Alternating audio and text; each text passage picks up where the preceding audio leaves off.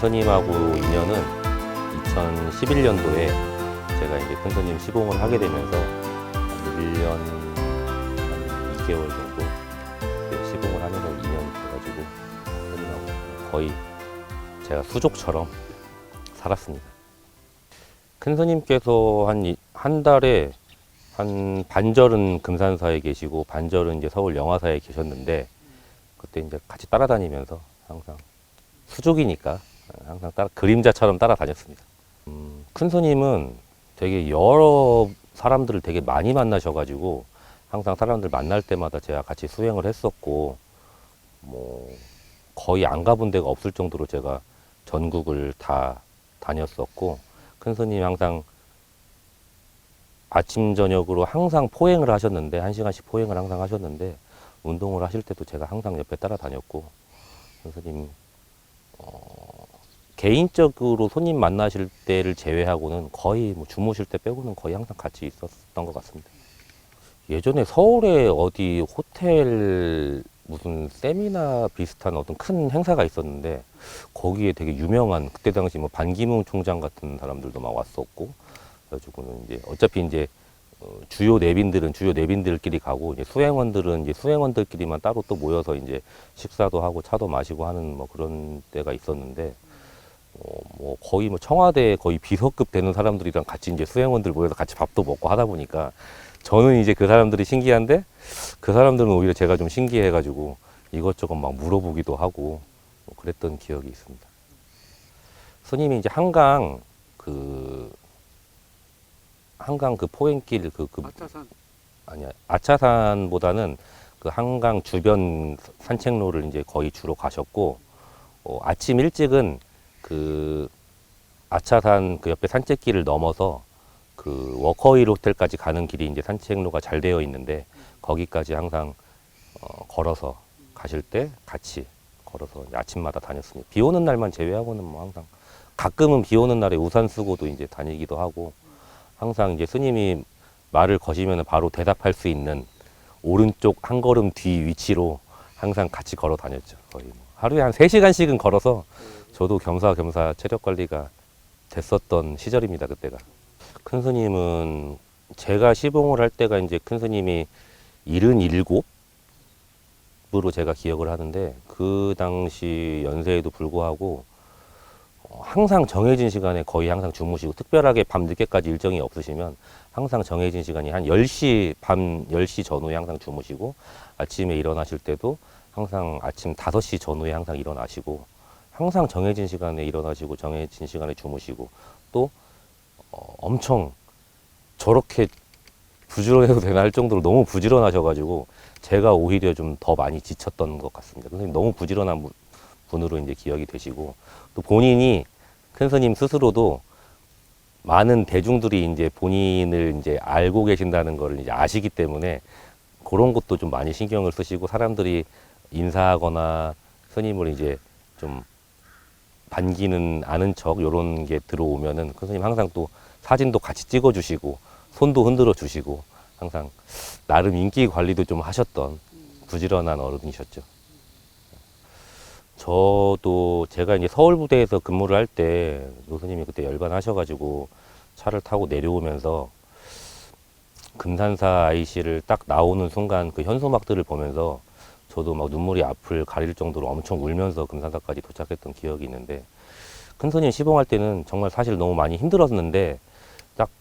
큰 스님 열반하시고 나서 지금도 이제 그 생각하니까 좀 얼굴이 좀 화끈 올라오는데 그 현수막들에 걸려있는 이 내용들이 큰 스님이 항상 그냥 입에 달고 말씀하셨던 그런 말들이 현수막에 걸려 있으니까 너무 막 눈물이 앞을 가려가지고 막 운전을 할 수 없을 정도로 막 눈물을 흘렸던 일이 있었는데 큰 스님은 되게 무뚝뚝하면서 되게 엄청 강해 보이시고 하시지만은 저한테는 제가 시자이기도 했고 저한테는 뭐 정말 솔직한 모습들을 너무 많이 보여주셔가지고 큰 스님은 아무리 본인 상자분이 찾아오셔도 절대 편한 복장으로 만나시질 않습니다. 우리는 보통 절에 있을 때 적산 바지만 입고도 많이 움직이시는데 큰 스님은 손님들 오시면은 적산 바지만 입고 손님을 맞이하는 일은 거의 없으셨고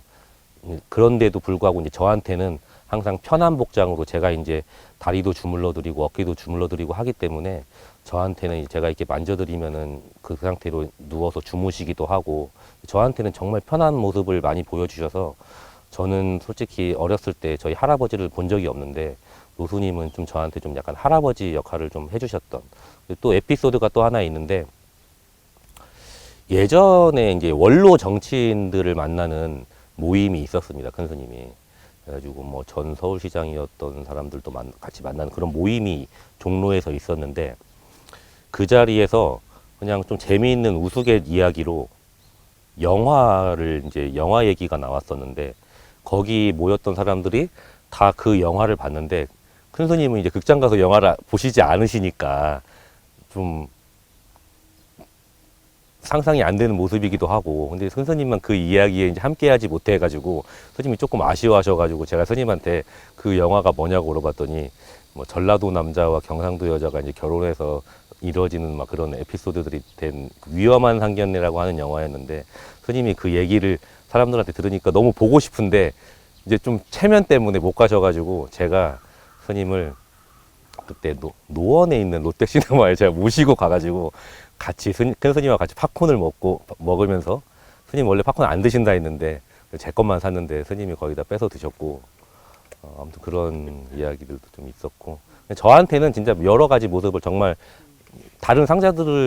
다른 스님들은 아마 이런 거 겪어보셨는지 모르겠지만 아마 저한테는 그런 모습들도 많이 보여주죠. 저한테는 굉장히 솔직한 모습들을 많이 보여주셨습니다. 항상 어디 가시면은 호기심이 많으셔가지고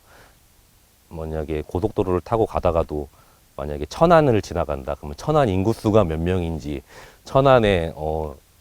동이 몇 개인지, 뭐 대학교가 몇 개인지, 고등학교가 몇 개인지 이런 걸 다 궁금해 하셔가지고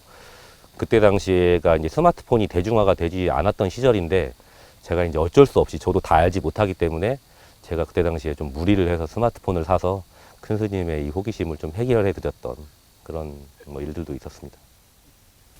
큰 스님은 항상 이제 법문하시고 하실 때도 항상 말씀하셨던 게 보살행을 많이 실천하셔야 된다고 저는 그거밖에 떠오르지 않는데 다른 좋은 말씀들도 너무 많이 하셨지만은 결국에는 우리가 나 혼자만 알고 나 혼자만 수행하고 이런 것도 물론 매우 중요하지만은 결국엔 나누지 않으면 안 된다. 큰 스님은 그 보살행만으로 이제 열반하실 때까지 그렇게 살아가신 분이기도 했고 본인이 그렇게 안 살으셨으면은 참 말씀만 그렇게 하셨구나 이렇게 얘기할 수 있는데 제가 옆에서 지켜보면은 큰 스님이 항상 그렇게 사셨기 때문에 정말 누가 막 뭐라고 큰 스님이 근데 가끔 이제 정치인들도 만나고 이렇게 하시다 보니까 보통 스님들이 정치인들하고 섞여가지고 뭐 사실은 좋지 않다고 생각하시는 분들도 너무 많기 때문에 뭐 손가락질을 하거나 이런 사람이 있을 수는 있지만은 옆에서 제가 이제 본 입장으로서는 큰 스님이 뭐 자기의 이득을 위해서 그 사람을 만난 것도 절대 아니고 큰 스님은 항상 지구촌 공생회 활동도 열심히 하시고 학교도 짓고 뭐 우물도 파고 이런 일들을 제가 옆에서 해외도 따라다니면서 그런 것들 많이 봤는데 정말 뭔가 이득을 취하려기보다는 본인이 보살행을 열심히 하시고 본인이랑 인연 있는 사람들을 다 보살행 열심히 하려고 시키시고 이런 것들을 너무 열심히 하셨기 때문에 큰 스님 월주 큰 스님 하면은 그냥 보살행이라고 저는 이야기할 수 있을 것 같습니다. 큰 스님 하면은 아직도 기억나는 게 보통 깨달음의 사회운동 그렇지만 저는 일단 큰 스님 하면은 보살행을 열반하실 때까지 실천하셨던 분이셨다. 물론 이제 쉬운 길이 아니기 때문에 같이 일하는 사람들은 뭐 힘들었을 수도 있지만 뭐 보살행이 쉬운 건 아니니까 아무튼 큰 스님 하면 좀 보살행이라고 생각합니다. 캄보디아를 가면 거기 이제 허리에 총을 차고 다니는 이 군인이 한 명 있었는데 이 군인이 큰 스님이 오실 때마다 항상 이제 공항 나와서 마중해주고 큰 스님의 모든 일정을 그분이 항상 함께 하는데 원래 큰 스님이 차를 이제 내리시는 큰 스님이 이제 차 타실 때도 항상 가사장삼을 입고 계시는 경우가 많기 때문에 이게 스님이 내리실 때 제가 먼저 내려서 스님 손 잡아드리고 가사 장삼이 땅에 걸리지 않게 들어드려야 되는데 항상 저보다 한 3걸음은 빨리 움직여서 그 친구가 움직여서 저는 너무 편했지만 이래도 되나 싶을 정도로 해외 갈 때 사실 저는 좀 편해가지고 스님 또 해외 언제 가실 때 또 안 데려가시나. 근데 사실 안 따라가면 사실 제가 더 편하긴 했습니다. 근데 제가 그때 큰 스님 따라다니면서 이제 캄보디아, 뭐 라오스 이런 데를 좀 몇 번씩 다녔었는데, 그러면서 이제 큰 스님이 하고 계시는 사업도 많이 보고, 또 큰 스님이 그 나라에 끼치는 영향력이 참 대단하구나. 훈장도 받으시고 그러셨거든요. 그래서 참 대단한 분을 제가 모셨던 것 같습니다. 그 군인 친구가 저는 생각이 많이 납니다. 그리고 거기 가 계시는 동안에는 제가 이제 아침, 점심, 저녁으로 항상 이제 안마를 1시간씩, 아침, 점심, 저녁이면 3시간인데, 제가 금산사에 계실 때는 그렇게 맨날 항상 이렇게 안마를 해드리는데, 좀 세게 주물러 드려야 되거든요. 큰 스님은 좀 살살 주물르면 세게 주물러라고 하시니까, 그거를 하면은 제가 이제 녹초가 되는데, 해외 가 있는 동안에는 제가 안마를 해드리지 않아도 돼서 그때는 참 좋았던 그런 기억이 있습니다.